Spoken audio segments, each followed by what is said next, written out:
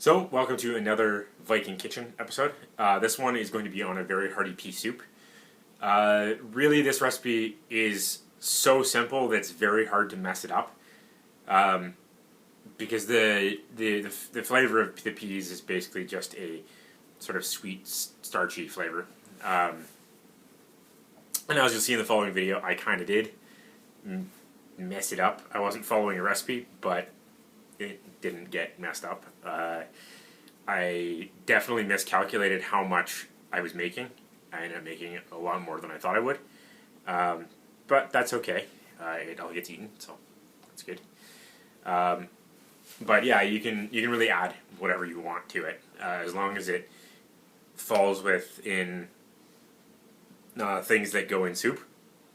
That category, and things that were available to Viking age peoples. So, you know, that big Venn diagram. You can pretty much just put whatever you want in. Like my mom makes hers with ham, and so she makes the stock for the soup from the trimmings and the bone from a ham, and then takes the trimmings from that, puts it in the soup, so you have a bit of meat in the soup as well. But yeah, you could really put anything if you wanted to make a pea and potato soup. Well, not for Viking, but if you otherwise wanted to make a pea and potato soup, that'd be cool. Or a pea and turnip for Viking. Put whatever you want in it. So, I will get on with the next part of the video. So, for this this recipe, to start off, you'll need some split peas. If you need it to cook fast, you can soak them overnight, and it'll reduce the cooking time. It's not really necessary, but if you're going to cook it at a show, I would recommend soaking the peas. It just speeds up the process a little bit, so that you're not sitting there waiting for 4 hours while the thing fully cooks. But I'm okay with waiting 4 hours at the moment, so I have my regular split peas. And so for these, actually no, I'll continue on with this. You'll also need some kind of chicken stock. You can get either the bouillon cubes. You can make your own, which if you're starting from scratch at an event, I would highly recommend doing that.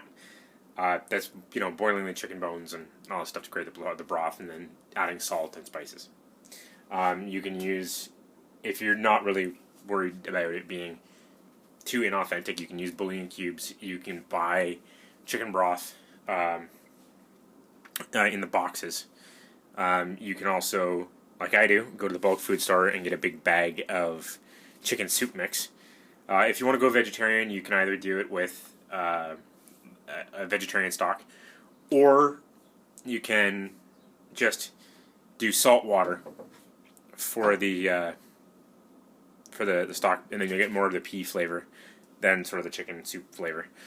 But you can also, with that, you can add different herbs and spices as long as it fits within the sphere of things that the Viking people would have had. And you'll also need garlic, and you'll need butter. I forgot to put the butter out right now, but you need about a quarter cup of butter. So, and then the only other equipment you really need is however you deal with your garlic. I use a garlic press. Some people like to dice it with a knife and stuff, and a big pot, and some source of heat, whether it's fire or a stove, or I don't know, if you have a hot light bulb, that could probably work too. This is really, really, really easy. Oh yeah, and obviously water. You need water. So I find with the peas that it's sort of a cup to a cup and a half equals one portion, roughly. Yeah.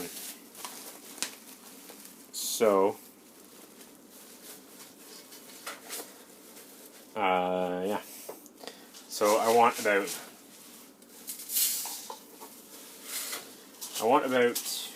I don't know, 6 portions. So if I do 6 or 8 cups,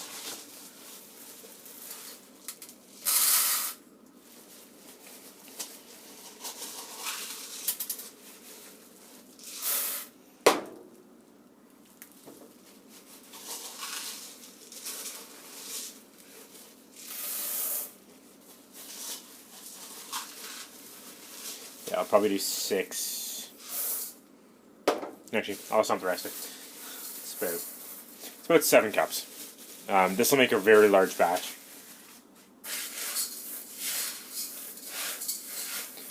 Of a nice, thick, hearty soup. So, when you do that, you want to then put in enough water to cover the peas by at least an inch. So once you have the water in and the peas and everything, you can just turn it on to high, just to start it to boil. Now, while that's heating up, you want to add your stock. If you are cooking this with a liquid stock, you can just add the stock instead of water.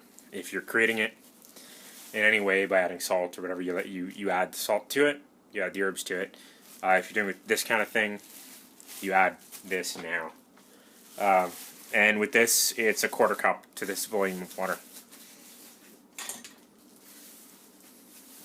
And you can add at your discretion. 1/4 cup is generally enough.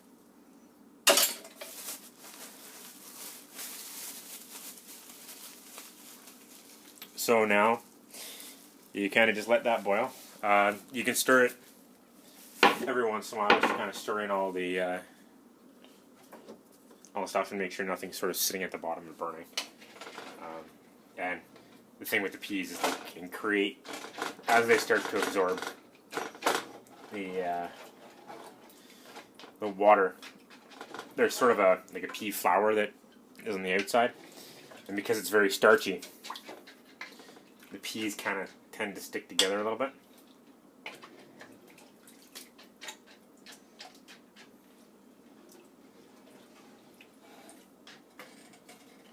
So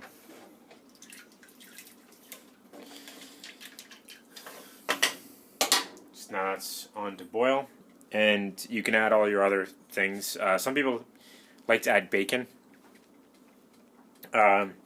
which obviously if you're doing it vegetarian, that's not a good option.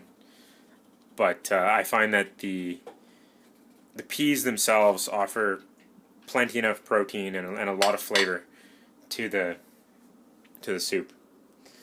I do like to add lots of garlic though. The garlic adds kind of a little bit of a bite to it.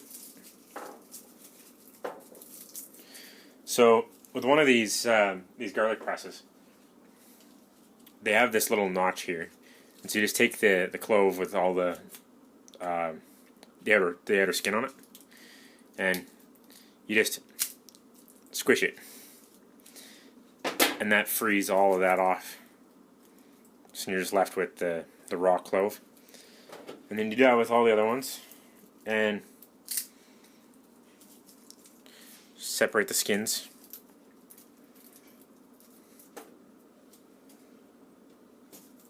And you can chop the little hard nub off the bottom too if you want. I generally don't see the point. It kind of just gets stuck in the press anyway. So I have 3 cloves of garlic here. I might add more later. And then you just put it in a little slot, right? And just squish it into your pot.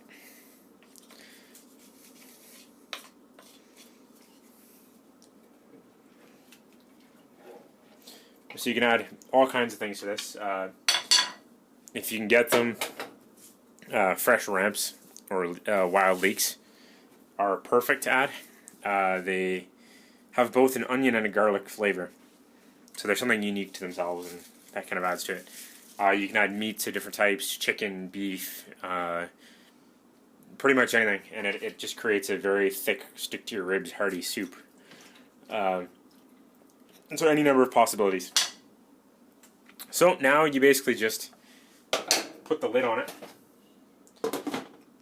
and let it bake for, not let it bake, but just let it boil for a number of hours. You can, once it does come to a full boil, you might be able to turn it down to a simmer, let it simmer for about 4 hours until the peas start to break up, and then you stir it all together, and then the soup's done. So I'm just going to let this sit here and boil. So occasionally as it cooks down, you will have to add some more water. because it'll eventually start to look like this. I also may have been just a little bit off on my my estimate of how much per serving, because it is looking like it's going to be a lot more. So I would say about half a cup per serving. So this will feed us for a while. Now that the peas have started to break up and cook down a little bit, this is probably after about an hour or two. What you want to do now is add the butter, and it's basically just cutting off a hunk of butter, doesn't matter how cold it is, and throwing it in the pot to melt. So it gets stirred in as it cooks. So in the pot.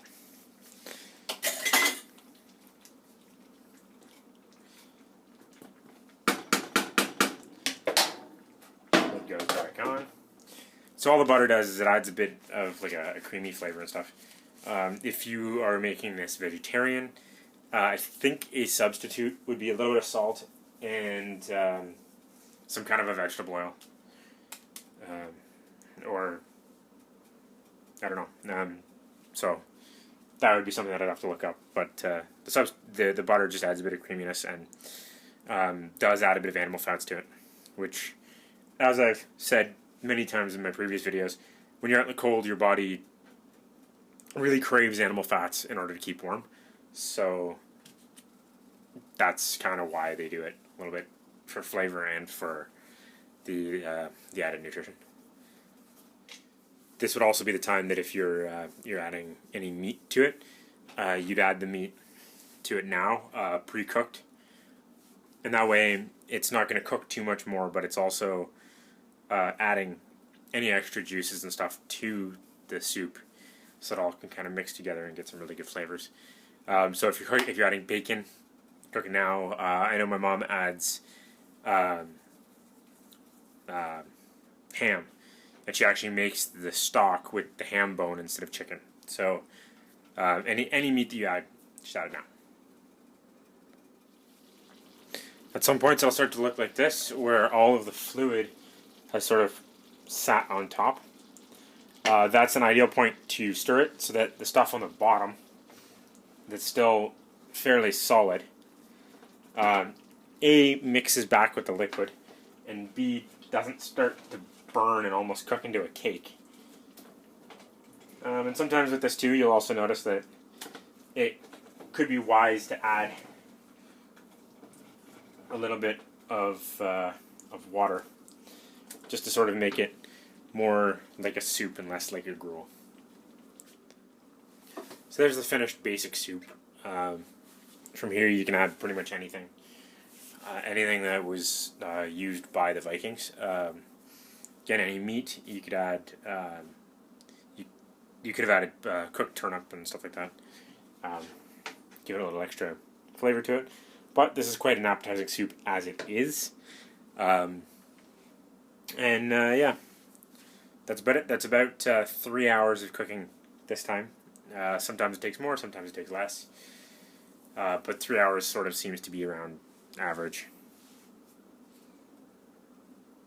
It's a very, very thick, hearty, stick-to-your-ribs kind of soup. So I hope you guys enjoyed that, and I hope some people try this recipe. It is pretty good. It makes a very, very flavorful soup that even if you don't put anything else in it, it still tastes very good. It's very palatable. And if you have it a little thicker than a soup, it's more like a peas porridge, which is still pretty good. If you add more water to it, it becomes more of a soup.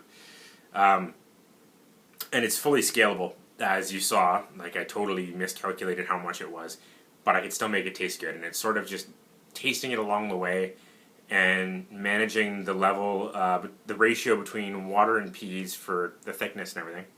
And other flavors like the stock and salt, pepper, and whatever other spices you want to put in, as well as making sure that the ratio of peas to meat is also good if you're adding meat. But other than that, it's really hard to mess up pea soup. The only thing I would say is make sure you don't burn it. Stir that pot very regularly, because if you don't, you end up with a layer of pea starch at the bottom, or like it's like a pea mash almost, that burns and cooks, and you end up with really crappy flavored garbage in it if you accidentally mix that in.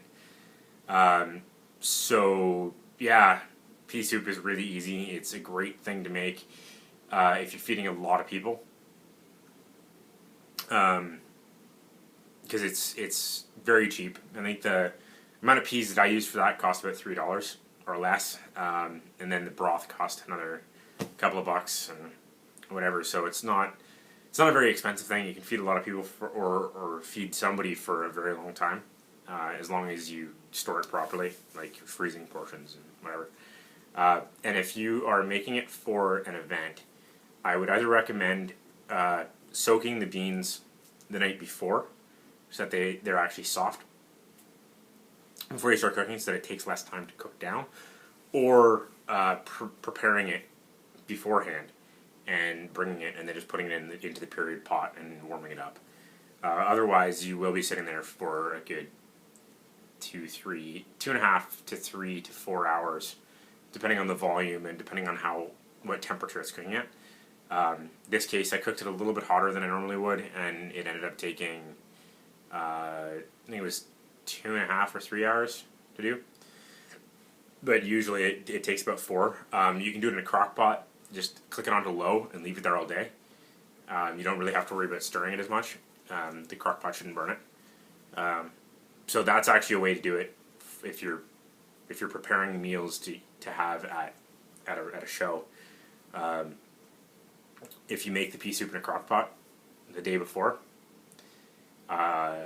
it's a really easy way to do it. You put your ingredients in the pot, stir it, put the lid on it, leave it on low, and then every so often come back and stir it and taste it and make sure it's good. Maybe add some more. Remember, add a little bit of water occasionally, and then put it in a container, bring it to show, put it in the period accurate pot, and you're done.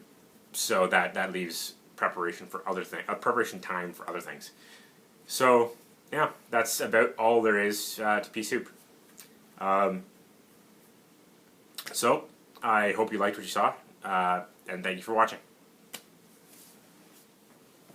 Also, please don't forget about my Indiegogo campaign. I will post the link down below. For those that don't know, it's for a business idea I have for a reenactment, LARP, and medieval sports supply store that I would love to create, and that's located in Southern Ontario. So please check that out, and thank you in advance.